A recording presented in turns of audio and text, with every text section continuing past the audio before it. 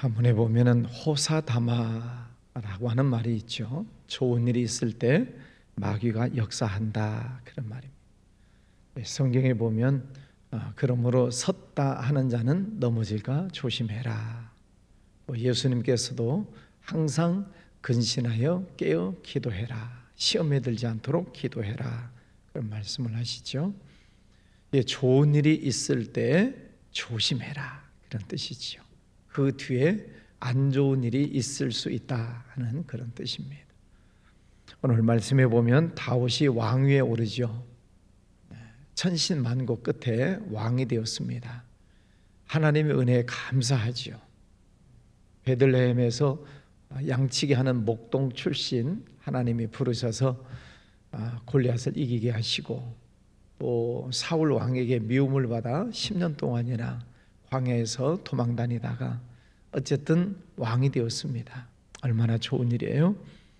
그래서 하나님 앞에 감사를 드리면서 이 다윗이 생각하기를 3절에 우리 하나님의 궤를 우리에게로 옮겨오자. 법궤죠. 그 법궤를 뺏겼잖아요. 엘리 제사장 때 블레셋과 전쟁을 하다가 법궤를 뺏기고 엘리의 제사장의 아들들도 죽고, 그 소식을 듣고 엘리 제사장도 죽고, 그 법궤를 뺏긴 지 오랜 시간이 흘러간 다음에 그 법궤를 다시 되찾아오는 과정입니다. 얼마나 귀한 일이에요. 그동안 뺏겼던 하나님의 법궤를 찾아오는 일이니까 너무나도 귀한 일이지요. 그래서 오늘 말씀에 보면 우리가 여호와의 궤를, 하나님의 궤를 우리에게로 옮겨오자. 그리고 5절에 보면 기럇 여아림에서부터 하나님의 궤를 메어 오고자 할세. 6절 여호와 하나님의 궤를 메어 오려 하니. 자, 하나님의 법궤는 메고 와야 돼요? 수레에 싣고 와야 돼요? 메고 와야 돼요. 그게 하나님의 명령이에요. 민수기의 말씀에 가서 보면은 하나님의 이 법궤는 레위 지파 가운데 고핫 자손들이 어깨에다가 메고 오도록 되어 있어요. 그렇게 하나님이 말씀을 하시지요. 자, 그래서 이 다윗이 그 하나님의 궤를 메어 오고자 했어요. 근데 7절에 보면 갑자기 하나님의 궤를 새 수레에 싣고, 자, 법궤를 메어 오고자 했는데 왜 갑자기 수레에다가 실었죠? 오늘 말씀만 보면 이유가 안 나와요. 우리가 사무엘 하 6장을 한번 가서 보시겠습니까? 자, 성경을 앞으로 가셔서 구약 471쪽,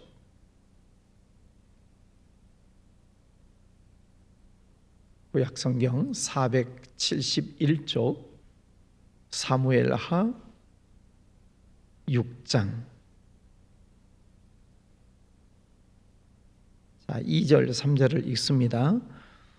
다윗이 일어나 자기와 함께 있는 모든 사람과 더불어 발레 유다로 가서 거기서 하나님의 궤를 메어 오려 하니, 그 궤는 그룹들 사이에 좌정하신 만군의 여호와의 이름으로 불리는 것이라. 7절 그들이 하나님의 궤를 새 수레에 싣고 산에 있는 아비나답의 집에서 나오는데 아비나답의 아들 우사와 아효가 그 새 수레를 모니라.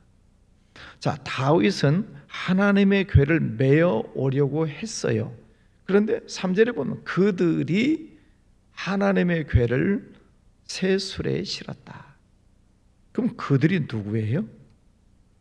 그들이 백성들이죠. 자, 왕은 하나님의 말씀대로 하려고 하는데 백성들이 자기 마음대로 법궤를 수레에다가 실어버리는 것입니다. 자, 그리고 어쨌든 그 수레에 싣고 이제 나오게 되는데 8절 다윗과 이스라엘 온 무리는 하나님 앞에서 힘을 다하여 뛰놀며 노래하며 수금과 비파와 소고와 재금과 나팔로 연주하니라. 새 수레 싣고 이제 예루살렘 궁으로 돌아오는데, 어쨌든 법궤가 돌아온다는 것 때문에 모두가 다 같이 악기를 불고 춤을 추면서 기뻐하고 있습니다. 좋은 일인 것처럼 보이죠? 잘한 것처럼 보여요? 그런데 9절 10절에 이제 큰 일이 발생을 하지요. 기돈의 타작마당에 이르러서는 소들이 뛰므로 웃사가 손을 펴서 궤를 붙들었더니 웃사가 손을 펴서 궤를 붙들므로 말미암아 여호와께서 진노하사 치심에 그가 거기 하나님 앞에서 죽으니라. 우리가 잘 아는 사건이죠. 하나님의 일은 하나님의 말씀대로 해야 돼요? 내 생각대로 해야 돼요? 하나님의 말씀대로 해야지요. 우리가 좀 전에 찬양 불렀죠. 주님의 뜻을 이루소서. 주님의 뜻을 이루십시오. 그게 우리의 기도죠. 그런데 많은 사람들이 내 뜻이 이루어지기를 위해서 우리는 기도해요. 내 생각대로 해요. 그런데 다윗이 새 수레에 싣고 있는 것을 보면서도 그냥 둬요. 왜? 하나님의 말씀에 대해서 긴장하지 않고 있다, 그런 뜻입니다. 하나님의 말씀을 다윗은 알았는데도 백성들이 원하는 쪽으로 끌려가고 있는 것입니다. 그들이 하고 있는 대로 내버려 두는 거예요. 그리고 다 같이 찬송 부르고 있는 것입니다. 우리가 신앙생활은 내 생각대로 해서는 안 된다는 거죠. 하나님의 뜻이 뭐냐? 성령께서 무엇을 원하시는 것이냐? 하나님께서 기뻐하시는 일이 무엇인가를 우리는 깊이 묵상해야 되고, 또 성경의 말씀을 우리가 잘 알아야 되고, 하나님의 말씀대로 해야 돼요. 그렇지 않고 백성들이 원하는 쪽으로 가버리면 뭐 민주주의는 다수가결의 원칙입니다. 그것이 민주주의입니다. 그래서 백성들이 원하는 쪽으로 가면 하나님의 뜻이 이루어질 수가 없어요. 백성들이 그러잖아요. 우리를 구원하십시오. 호산나. 그래서 이 나라의 왕이 되시고 저 로마를 물리쳐 주십시오. 그 백성의 뜻입니다. 그럼 예수님이 왕이 돼서 로마를 물리치는 것이 하나님의 뜻인가요? 아니에요. 하나님의 뜻은 십자가를 지고 예수님이 죽는 거예요. 우리가 신앙생활 할 때 다수가결의 원칙, 그건 민주주의 원칙이겠지만 민주주의는 사람이 정한 것입니다. 민주주의가 좋아요? 공산주의가 좋아요? 민주주의가 좋죠. 공산주의하고 민주주의 비교하면 민주주의가 훨씬 좋죠. 그러면 민주주의면 그럼 다 좋은가요? 아니에요. 여당 야당 싸우는 거 보세요. 저게 민주주의예요. 자기 의견대로 자기 의견을 표시하는 것입니다. 자기 주장을 마음껏 할 수 있어요. 그게 민주주의예요. 그러면 그 민주주의식으로 가는 것이 하나님의 뜻인가요? 아니에요. 그래서 교회는 신정주의로 가야 돼. 신정주의. 하나님께서 다스리시는 방향으로 가야지, 교회가 민주주의로 가면은 이거는 교회는 안 됩니다. 사람들이 원하는 쪽으로 갑시다. 그러면 사람들의 마음은 좋을지 모르겠지만은 하나님의 뜻이 아니에요. 여기서 여러분들이 오해하실지 모르겠어요. 그러나 오해하셔도 여러분의 생각을 바꾸셔야 돼요. 교회는 하나님의 뜻대로 가는 것이 교회지, 민주주의식으로 사람들이 원해서 사람들이 다수가결해서 결정됐으니까 갑시다, 그런 민주주의죠. 그러면 잘못 가는 것입니다. 물론 민주주의식으로 했을 때 그것이 하나님의 뜻이라면 맞는 일이죠. 그러나 오늘 말씀해 보면 다윗은 메고 가자 하는데 백성들이 수레에 싣고 가버리는 것입니다. 그 다윗도 따라가요. 따라가면서 찬송을 불러요. 그런데 웃사가 죽잖아요.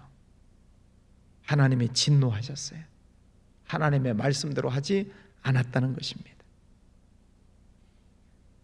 그래서 저도 목회를 하면서 하나님의 뜻이 무엇인지를 깊이 묵상하는 것입니다. 목회를 하면서 하나님의 뜻이 무엇일까? 성령님께서 우리 교회를 어떻게 인도해 가기를 원하시는가? 제 온통 초점은 거기에 있습니다. 하나님의 뜻이 무엇일까? 그래서 하나님께서 원하시는 방향을 말씀을 드리고 또 그 길로 가기를 원하는 것이지요. 그래서 우리 성도님들이 그 하나님의 뜻에 잘 순종하고 나아간다면 그 교회는 하나님의 교회가 되는 것입니다. 그러나 사람들이 원하는 쪽으로 해야 됩니다. 그러면 그 교회는 하나님이 역사하지 않으시죠. 사람의 비위를 맞추고 사람의 생각을 존중히 여기고 존중하지요. 그래서 제가 재직회나 공동의회 때나 늘 회의 때 말씀드립니다. 회의하는 것은 좋습니다. 회의는 민주적으로 자기 의견 얼마든지 내세울 수 있고 또 찬반도 있을 수 있어요. 다 의견은 존중합니다. 그러나 결정된 것에 대해서는 기도하면서 결정된 것에 대해서 하나님의 뜻을 우리는 따라가야 된다 하는 것이지요. 자, 오늘 말씀, 사람의 열정이 중요하죠. 어쨌든 술에 싣고 왕궁으로 가면 되는 것 아니겠어요? 뭐로 가도 서울만 가면 된다는 것처럼 어쨌든 법계만 왕궁으로 모셔 들어가면 된다. 그건 사람의 생각이다. 하나님의 말씀을 우리는 깊이 묵상해야 되고 하나님의 말씀을 잘 들어야 되고 하나님의 말씀을 우리가 따라가야 됩니다. 그런데 좋다가 보면 호사다마라 그랬죠? 좋다가 보면 긴장하지 않아요. 뭐 좋은 것이 좋지요. 지금 다 잘 되고 있잖아요. 지금 법계가 지금 왕궁으로 가고 있잖아요. 좋은 일이잖아요. 그러다 보니 영적으로 긴장하지 않고 웃사가 죽는 그런 비극이 일어나고 있습니다. 12절, 그날에 다윗이 하나님을 두려워하여 이르되 내가 어떻게 하나님의 궤를 내 곳으로 오게 하리요. 두려워하여. 이제 사건이 일어나고 난 뒤에 두려워하는 것입니다. 그 전에 두려워했어야지. 사고 나기 전에 두려워했어야지. 그래서 여러분, 우리가 새벽마다 기도할 때 하나님, 오늘 하나님의 뜻대로 살기를 원합니다. 이 기도가 날마다 있어야 돼요. 작년에 했던 기도 가지고 오늘 사는 게 아니라 오늘 기도로 오늘 사는 거예요. 오늘 먹은 음식이 오늘 나를 건강하게 하듯이 매일매일 하나님의 말씀을 잘 듣고 또 성령의 인도하심을 따라가고 또 늘 영적으로 긴장하시고 하나님 안에서 날마다 승리하시기를 바랍니다. 자, 그렇게 괴가 오다가 웃사가 죽는 사건 때문에 그 괴가 방향을 돌려요. 13절, 다윗이 괴를 옮겨 자기가 있는 다윗성으로 메어들이지 못하고, 지금 다윗이 괴를, 하나님의 법궤를 왕궁으로 가지고 오려다가 메어들이지 못하고 그 대신 가드 사람 오베데돔의 집으로 메어 가니라. 방향을 바꾸게 됩니다. 하나님께서 우리에게 주시는 은혜와 축복의 길이 있어요. 그런데 불순종하면 그 하나님의 은혜와 축복이 보류되든지 아니면 다른 쪽으로 흘러가든지.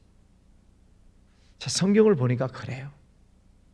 하나님은 여러분 개개인에게 다 은혜를 주시고 복 주시고 싶어 하세요. 믿습니까? 하나님이 여러분 개개인을 다 사랑하시니까 하나님은 여러분에게 다 복 주고 싶어 하세요. 그래서 말씀을 주시잖아요. 이렇게 해라, 이것은 하지 마라. 하나님의 말씀을 주셔요. 그 말씀에 순종하면 그 하나님의 준비하신 은혜와 복이 그대로 내려와요. 그래서 성경에 보면 말씀에 순종하면 복이고, 그런데 하나님의 은혜와 축복을 준비해 놓으시고 주고자 하시는데, 그래서 말씀을 주시는데 불순종하면, 자기 생각대로 가면 하나님의 은혜가 보류, 잠시 멈추거나 아니면은 그 하나님의 말씀을 깨닫고 순종하는 사람이 있다면 그쪽으로 흘러가요. 오늘 말씀이 그거예요. 법궤가 왕궁으로 오다가 멈춰서 오벳 에돔이라는 사람의 집으로 방향을 바꿔서 가요. 14절, 하나님의 괴가 오벳 에돔의 집에서 그의 가족과 함께 석 달을 있으니라. 여호와께서 오벳 에돔의 집과 그의 모든 소유에 복을 내리셨더라. 하나님의 뜻대로 법궤를 처음부터 메고 예루살렘 성으로 들어갔더라면 얼마나 좋았겠어요. 그럼 하나님의 복이 예루살렘 성에 임하지 않겠습니까?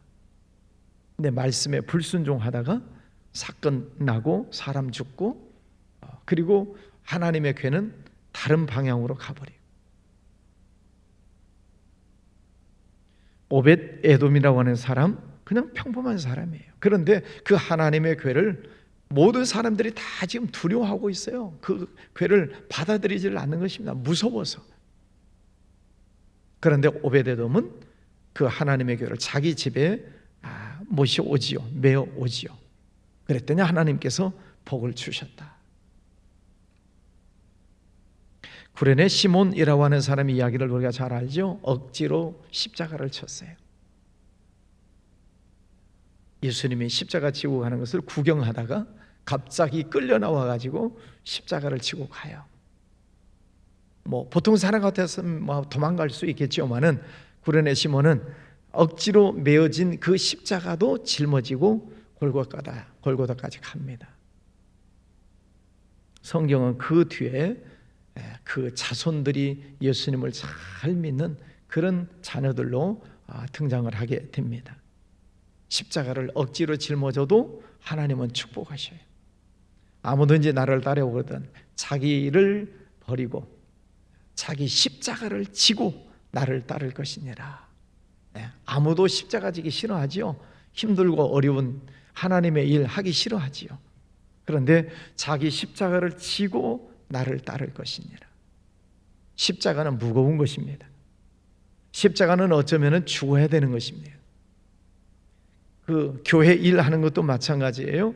우리가 중직을 맡든 어떤 일을 하든 하나님의 일을 하는 것은 쉬운 일은 아니에요.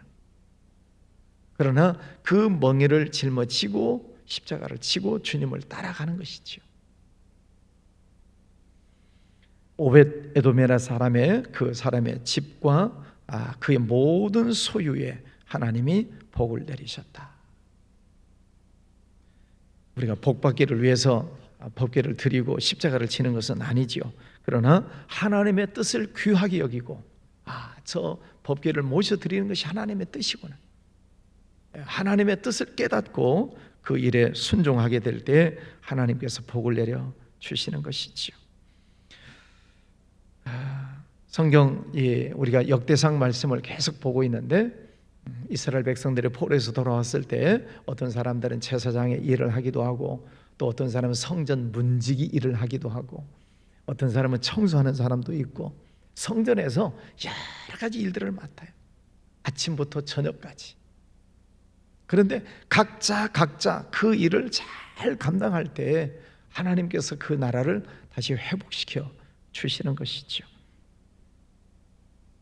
오늘 말씀을 정리합니다.